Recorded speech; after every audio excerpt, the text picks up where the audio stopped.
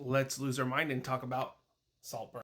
Emerald Fennel blew me away with Promising Young Woman, which was my favorite movie of this current decade of the 2020s. And so when I heard that she was directing another movie, I was super excited, especially since it was starring Barry Keoghan, who was just recently nominated for an Academy Award. I was stoked to see what her sophomore efforts would bring up. And I can confirm that she's quickly becoming one of my favorite directors working today. She has a very great eye for visual pizzazz and this extravagant look and symmetry and this dark sense of humor that only she can bring. Honestly, the highlight of this film is her direction. She directs her cast very well. She has this very great eye for symmetry and production and this grandiose, almost Victorian shot.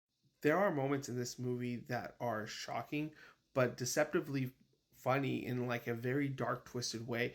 And this movie really builds towards that. It's a very much a slow burn. So when this movie starts, it goes one direction, and as it progresses, you uncover more and more into the mystery and what this movie is about.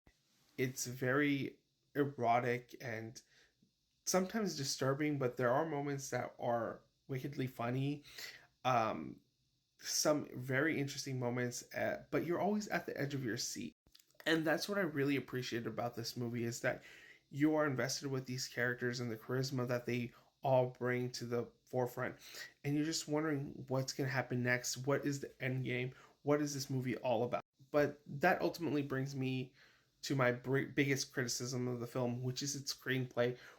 I don't believe there was a clear direction, but I can see that maybe on a second or third viewing, I can get a better understanding and more nuance to it. I do feel like there was some commentary on class, there was some commentary about obsession and what lengths we go to try to accomplish what our goals want to be. And this like essence of lust and being manipulative and just this interesting level of I don't give a F.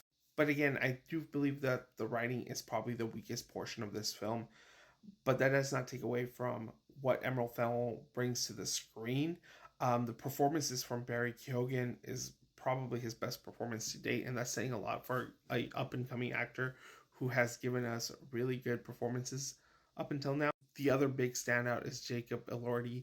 I think he's very charismatic and he eats up every scene that he's in. Overall, this is a very sexy, very mysterious, grandiose movie that has you at the edge of your seats, questioning what's happening on screen, that ultimately suffers because of the writing that has no real focus.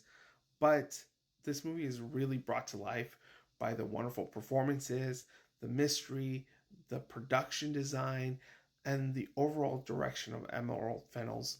And I think it's a really solid second effort, but I can see why this movie would be polarizing or why certain people would not like it. There are moments that are questionable. It is slowly paced, but for me, that is something I enjoy about movies is that the slow burn of it, but while it's still maintaining its interest.